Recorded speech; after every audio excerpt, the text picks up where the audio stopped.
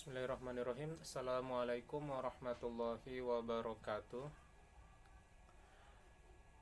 Pertama-tama di sini saya akan memperkenalkan diri saya. Nama saya Hamdan. Nomor pokok mahasiswa saya 11 17 10 10 02. Di sini saya akan menyampaikan mengenai tugas besar e-learning dan sistem informasi pendidikan.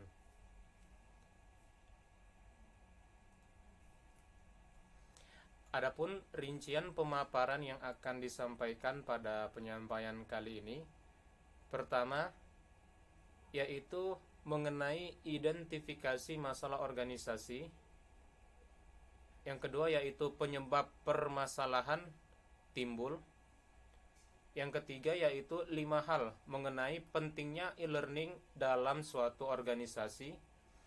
Yang keempat, kendala penyebab sulitnya diimplementasikan e-learning dalam organisasi.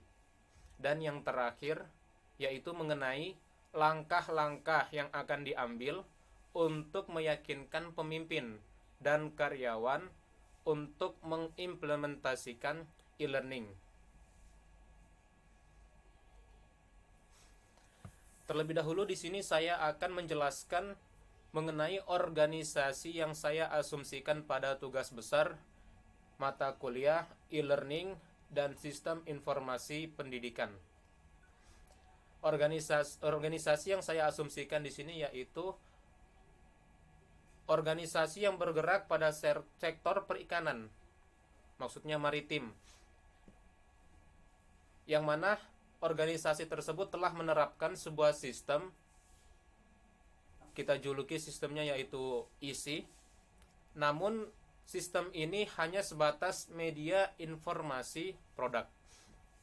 Sedangkan permasalahan yang menyangkut pada e-learning dalam organisasi yaitu terkait dengan SDM, sumber daya manusia perusahaan. E-learning yang ada pada organisasi yang saya asumsikan yang bergerak di sektor perikanan ini terkait SDM, sumber daya manusia perusahaan tersebut.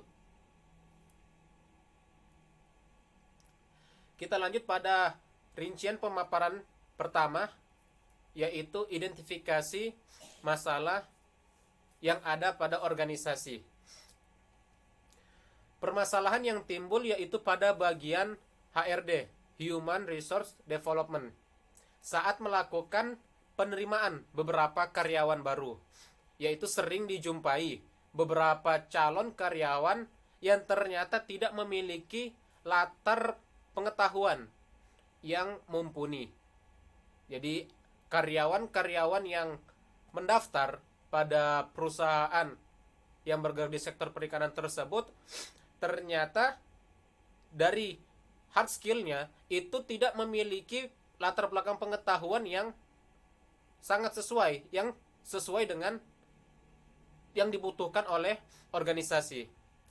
Hal ini akhirnya berdampak pada proses rekrutmen yang dilakukan untuk menjaring calon karyawan baru dengan kualifikasi khusus pada bagian tertentu yang terkadang tidak sesuai kebutuhan perusahaan. Ketika bagian dalam perusahaan tersebut membutuhkan karyawan baru, calon karyawan yang mendaftar ini ternyata tidak memiliki kualifikasi khusus yang ditentukan. Kemudian permasalahan selanjutnya yaitu terkait latar belakang pengetahuan. Ini juga ditemui pada sebagian karyawan yang telah bekerja di dalam perusahaan yang ternyata memiliki kualitas kompetensi yang masih belum sesuai dengan kebutuhan bagiannya dalam perusahaan. Seperti contoh, dalam bagian IT ternyata dijumpai ada beberapa karyawan yang tidak memiliki pemahaman IT secara khusus yang dibutuhkan perusahaan. Seperti contoh programmer yang dia harus memiliki pengetahuan mendetail ataupun pengetahuan keahlian khusus mengenai bahasa pemrograman PHP dengan framework Laravel.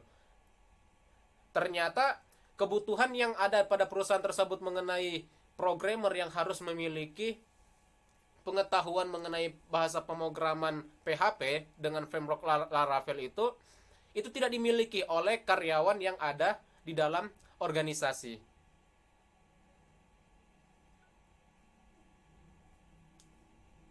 Jadi permasalahan itu tidak hanya timbul ketika calon karyawan baru, tetapi karyawan yang telah berada dalam organisasi saja ternyata masih dijumpai dalam perusahaan yang saya asumsikan ini masih dijumpai kualitas kompetensi yang dimilikinya itu belum mumpuni.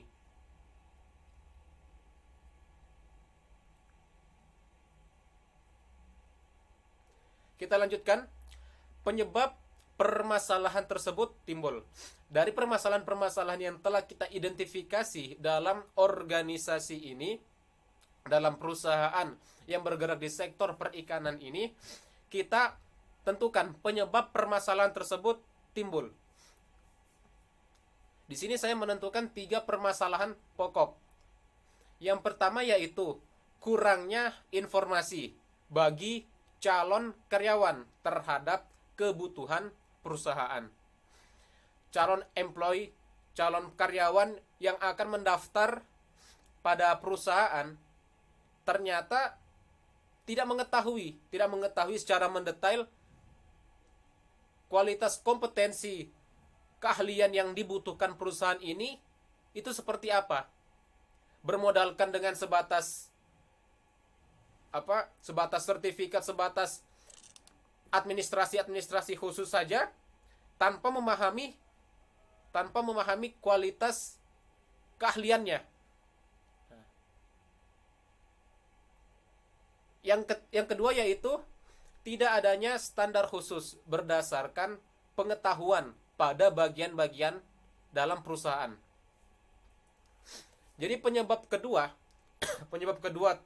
timbulnya permasalahan-permasalahan tadi itu juga terjadi berada dalam perusahaan tersebut, yaitu pada bagian-bagian khusus seperti contoh di bagian administrasi dokumen, yang mana umumnya pada bagian tersebut seorang karyawan harus memiliki keahlian dalam mengatur, mengelompokkan, bahkan mengarsipkan dokumen yang ada dalam perusahaan.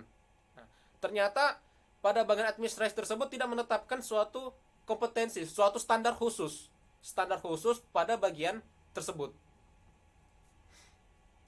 Kemudian yang ketiga yaitu tidak adanya portal.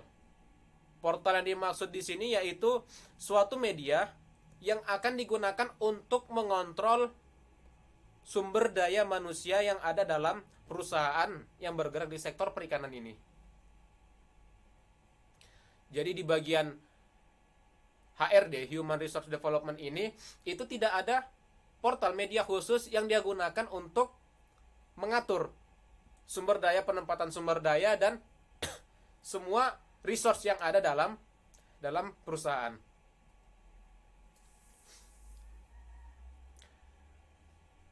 Kemudian pemaparan yang ketiga yaitu mengenai 5 hal pentingnya e-learning dalam organisasi. Permasalahan tadi kita akan selesaikan dengan memaparkan bahwa ada 5 hal penting menempatkan e-learning dalam suatu organisasi. Yang pertama yaitu terdapat media yang informatif bagi setiap calon karyawan dan human resource development. Jadi dengan menempatkan e-learning dalam organisasi, maka calon karyawan pendaftar yang akan mendaftarkan dirinya sebagai karyawan dalam perusahaan ataupun human, orang yang bekerja di bagian HRD, pada bagian HRD itu dapat memperoleh informasi mengenai hal-hal yang terjadi di dalam perusahaan, sehingga dapat menentukan kebijakan. Untuk bagian HRD dapat menentukan kebijakan seperti apa yang akan diambil untuk dilaporkan kepada atasannya, dan di bagian calon karyawan dapat mempersiapkan segala kebutuhan serta keahliannya dengan adanya media e-learning tersebut. Yang kedua, yaitu menghemat biaya dalam pengelolaan SDM. Perusahaan akan mengeluarkan biaya yang lebih sedikit, dapat memangkas biaya operasional dalam pengelolaan sumber daya manusia. Umumnya dalam pengelolaan sumber daya manusia yang dilakukan secara manual tanpa adanya e-learning dalam organisasi, perusahaan harus mewujudkan beberapa program, harus melakukan beberapa sosialisasi, bahkan membutuhkan beberapa sumber daya lainnya, entah seperti mungkin kebutuhan kertas yang melimpah dan lainnya. Yang ketiga yaitu pentingnya e-learning dalam organisasi, meningkatkan produktivitas karyawan. Dengan adanya e-learning, bagian human resource development tadi dapat menentukan pengembangan dalam karyawan yang dimilikinya.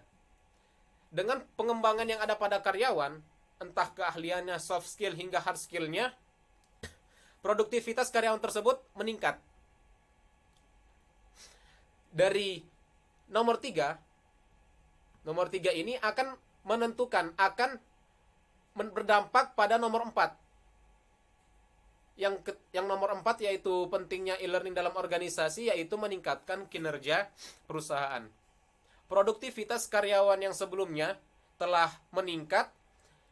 Dari hal tersebut akan berdampak pada kinerja perusahaan.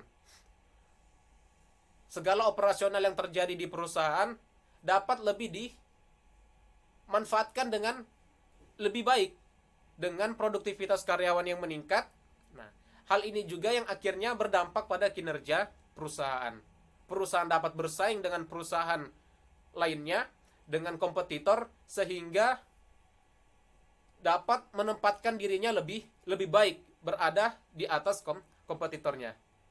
Yang kelima yaitu meningkatkan efisiensi dan efektivitas program yang dijalankan dalam perusahaan. Ketika perusahaan yang kita asumsikan di sini yaitu perusahaan yang bergerak di bidang perikanan, itu dapat mengefisiensikan dan mengefektivitaskan program-program yang dicanangkan. Entah itu tadi masalah rekrutmen ataupun pengembangan keahlian karyawan yang dimilikinya. Seorang HRD dapat menentukan siapa-siapa dari karyawan-karyawan yang dimilikinya untuk dikembangkan kompetensinya, dan juga dapat memberikan informasi yang lebih akurat kepada calon karyawan, sehingga calon karyawan dapat mempersiapkan dengan baik segala kebutuhan yang diinginkan perusahaan.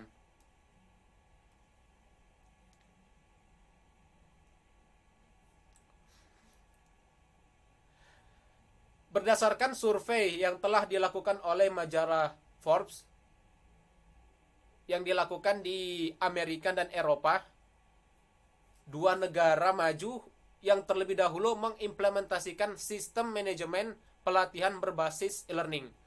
Jadi di Amerika dan Eropa oleh majalah Forbes telah dilakukan survei pada sistem pelatihan manajemen pelatihan, yang manajemen pelatihan tersebut, sistem tersebut berbasis e-learning.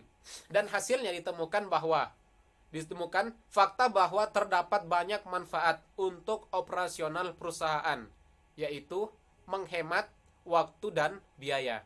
Jadi dari semua fakta yang paling betul-betul kelihatan dari operasional perusahaan, yaitu menghemat waktu dan biaya.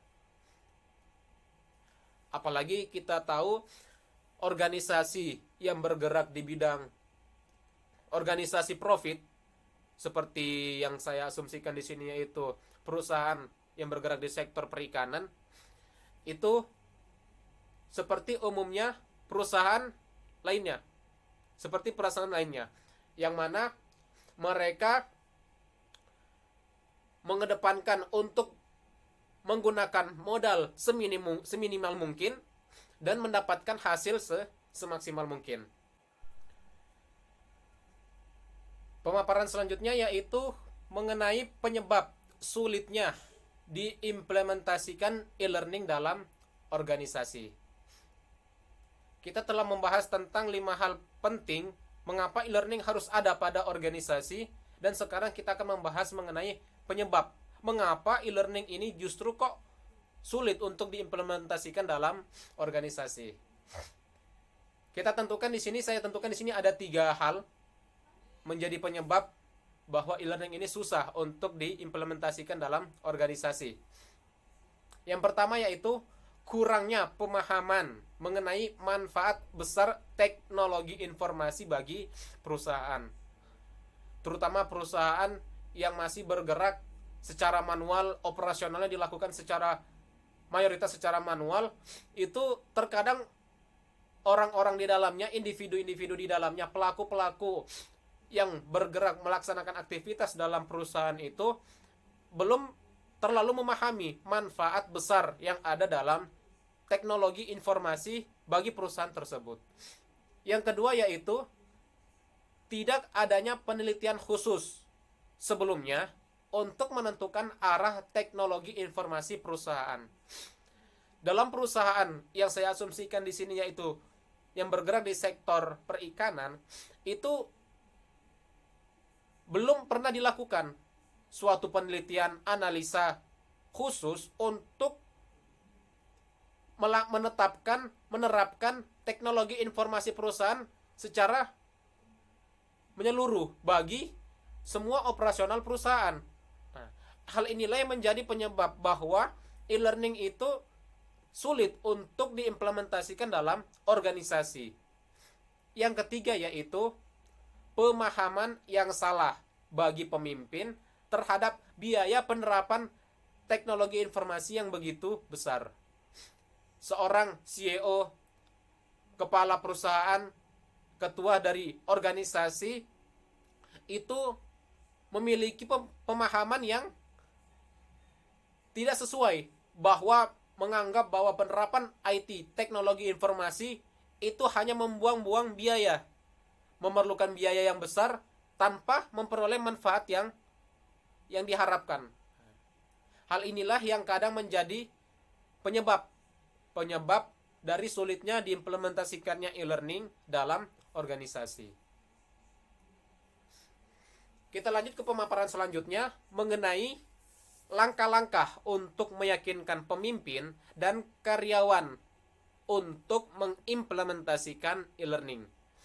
Sebelumnya kita telah paparkan penyebabnya, kita di sini akan memberikan langkah-langkah untuk meyakinkan. Yang pertama, yaitu kita akan memaparkan berbagai manfaat teknologi informasi bagi operasional perusahaan. Dengan adanya teknologi informasi, apa nanti yang akan diperoleh, kemudahan-kemudahan apa yang akan didapatkan, kita bandingkan dengan sebelumnya, sebelum menerapkan teknologi informasi. Yang kedua yaitu langkahnya yaitu melakukan analisa sederhana sebagai awal untuk memperoleh nilai ukur. Kita melakukan analisa untuk mendapatkan barometer terhadap keuntungan dari penerapan teknologi informasi. Jadi karena sebelumnya belum ada analisa secara khusus dalam penerapan teknologi informasi, atau mungkin perusahaan hanya ikut-ikutan kompetitor yang menerapkan teknologi informasi tanpa melakukan analisa, maka di sini kita akan melakukan analisa sederhana sebagai barometer, menetapkan barometer keuntungan dari penerapan teknologi informasi. Yang ketiga yaitu melakukan sosialisasi bagi setiap karyawan. Adapun termasuk dalam langkah untuk meyakinkan pemimpin dan karyawan dalam mengimplementasikan e-learning dalam organisasi. Di sini usulan pemanfaatan teknologi informasi yang akan saya gunakan dalam perusahaan yang saya asumsikan ini, yaitu penggunaan aplikasi berbasis penyimpanan cloud seperti Linov HR. Jadi kita menentukan bahwa permasalahan ada di bagian HRD, yaitu pada program rekrutmen dan pengaturan sumber daya manusia. Nah, jadi dengan adanya aplikasi Linov HR ini, bagian HRD akan dipermudah untuk menjalankan tugasnya dalam organisasi.